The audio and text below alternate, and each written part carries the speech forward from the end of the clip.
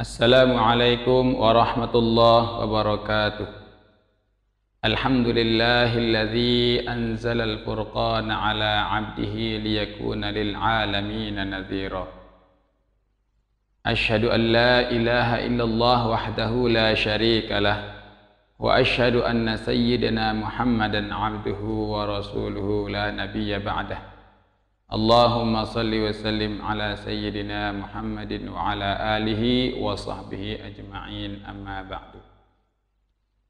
Anak-anakku yang Yanda cintai, mama papa yang Yanda hormati, dan seluruh para pemirsa dimanapun berada, hadirin hadirat kaum muslimin muslimat rahimakumullah. Allah subhanahu wa ta'ala berfirman, A'udzu billahi minasyaitonir rajim. Bismillahirrahmanirrahim. Innahu laqur'anun karim fi kitabim maknun la yamassuhu illal mutahharun tanzilum mir rabbil alamin. Shadaqallahul azim. Di sini Anda akan mengenalkan bahwa betapa mulianya Al-Quran, bahwa Al-Quran adalah warisan mukjizat Rasulullah Sallallahu Alaihi Wasallam yang abadi, yang diberikan oleh Allah Subhanahu Wa Taala untuk pedoman hidup umat manusia agar selamat di dunia dan di akhirat. Hadirin hadirat kaum muslimin muslimat rahimakumullah. Allah Subhanahu wa ta'ala menyebut Al-Quran Karim. Al-Quran ini sangat mulia karena Al-Quran adalah wahyu Allah Subhanahu wa ta'ala, wahyu yang maha suci, wahyu yang sangat agung, wahyunya pemilik alam jagat raya ini, pencipta seluruh makhluk yang ada di alam jagat raya ini. Al-Quran disebut karimun, bahwasanya Al-Quran juga diturunkan kepada manusia yang paling mulia, yaitu Nabi Muhammad SAW, dan dia tidak pernah mengatakan dengan hawa nafsunya, kecuali apa yang disampaikannya itu adalah merupakan wahyu. Allah Subhanahu wa ta'ala berfirman, "Wa ma yantiqu 'anil hawa in huwa illa wahyu yuha." Dan Allah Subhanahu wa ta'ala juga berfirman, "Tabarakalladzi nazzalal furqana 'ala 'abdihi liyakuna lil 'alamin nadhira." Maha suci Allah, Maha suci Allah yang telah menurunkan Al-Quran ala abdihi, yaitu kepada hambanya, tiada lain adalah Nabi Muhammad SAW. Tabarakalladzi nazzalal furqan ala abdihi liyakuna lil alamin nadhir. Untuk apa Al-Quran diturunkan? Supaya Nabi Muhammad SAW menjadi pemberi peringatan bagi seluruh alam. Dan tanda kemuliaan Al-Quran, Allah wasilahkan ketika Allah turunkan Al-Quran, Allah menurunkan melalui malaikat yang paling mulia di antara malaikat-malaikat lainnya. Allah pilih salah satu malaikat, yaitu malaikat Jibril alaihissalam, yang bertugas menyampaikan wahyu. Ini adalah salah satu di antara tanda-tanda kemuliaan Al-Quran. Dan ada tanda lainnya, yaitu Al-Quran diturunkan oleh Allah Subhanahu wa ta'ala di bulan Ramadan. Sebagaimana Allah Subhanahu wa ta'ala berfirman, A'udzu billahi minasyaitonir rajim.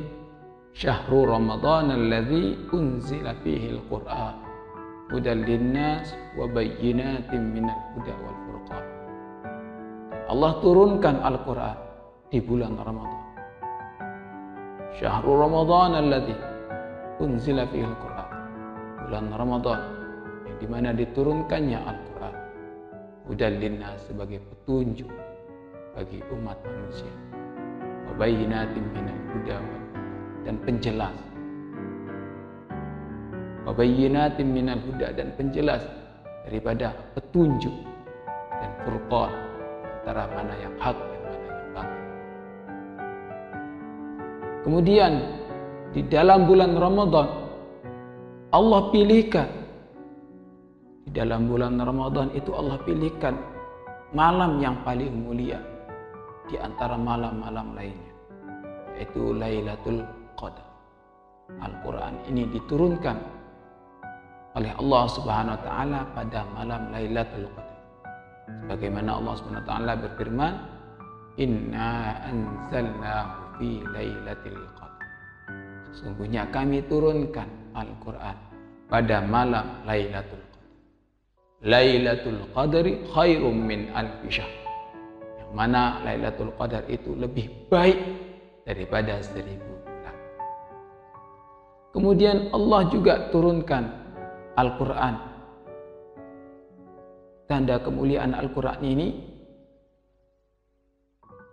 kemudian Allah turunkan Al-Quran ini disebutkan di dalam Tasyri'ul Islam, dalam kitab Tasyri'ul Islam. Allah turunkan pada malam Jumat, 17 Ramadan, pada malam Jumat.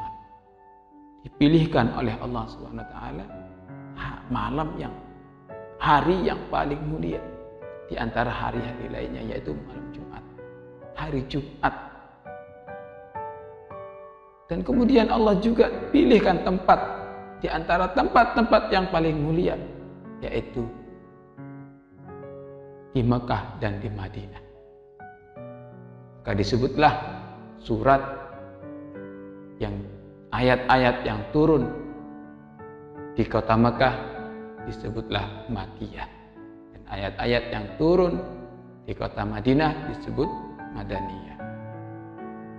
Maka inilah hadirin yang dirahmati Allah Subhanahu wa taala, kemuliaan Al-Quran. Betapa mulianya Al-Quran. Maka orang yang akan membaca, orang yang ingin bercakap-cakap dengan Allah Subhanahu wa taala, man arada ayyatakallama ma'allah, barang siapa yang ingin berbicara dengan Allah Subhanahu wa taala, fal yaqra'il Quran, maka bacalah Al-Quran. Dan orang yang akan membaca dan orang yang membaca Al-Quran, maka dia akan dimuliakan oleh Allah Subhanahu wa taala. Dan orang yang menghafal Al-Quran, maka dia menjadi ahlullah, keluarganya Allah Subhanahu wa taala.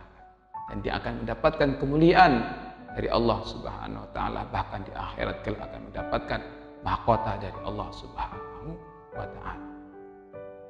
Maka orang yang menjadikan Al-Quran sebagai imamnya, pedoman hidupnya, maka dia akan kelak di akhirat di depan Allah Subhanahu wa taala akan dibela oleh Al-Quran. Dan pembelaan yang paling benar adalah pembelaan Al-Quran. Dan tidak akan pernah ditolak oleh Allah Subhanahu wa taala pembelaan Al-Quran.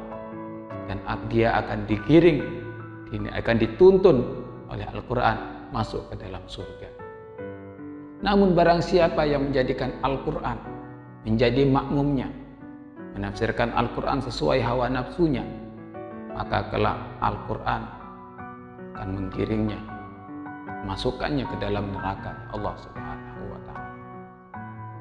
Na'udzubillah, tsumma na'udzubillah. Maka hadirin yang dirahmati Allah Subhanahu wa taala, kita harus memiliki adab kepada Al-Quran. Karena Al-Quran ini adalah sangat mulia. Dan Al-Quran tidak sama dengan Quran. Janganlah meletakkan sesuatu di atas Al-Quran. Dan janganlah meletakkan Al-Quran yang setara dengan kaki kita atau di lantai. Karena Al-Quran, isi Al-Quran ini merupakan firman Allah Subhanahu wa Ta'ala, bukan tulisan, bukan ucapan manusia, namun wahyu dari Allah Subhanahu wa Ta'ala. Al-Quran adalah pedoman hidup kita di dunia, untuk supaya kita sampai kepada tingkat yang menjadi orang yang dicintai oleh Allah Subhanahu wa Ta'ala. Maka kita harus berdoa, banyak-banyak berdoa supaya kita, Al-Quran kelak menjadi hujah kita, penolong kita di akhirat kelak. Dan kita berdoa kepada Allah Subhanahu wa Ta'ala supaya dikaruniakan bisa menghafal Al-Quran, mengamalkan Al-Quran, berakhlak seperti Al-Quran, dan memahami isi kandungan Al-Quran. Allahumma rzuqna hifdzal Quran, Allahumma rzuqna hifdzal Quranil azim wal amala bima fihi wa fahma ma'ani. Rabbana atina fid dunya hasanah wa fil akhirati hasanah wa qina adzabannar. Kurang lebihnya mohon maaf sebesar-besarnya. Billahi taufiq wal hidayah. Assalamualaikum warahmatullahi wabarakatuh.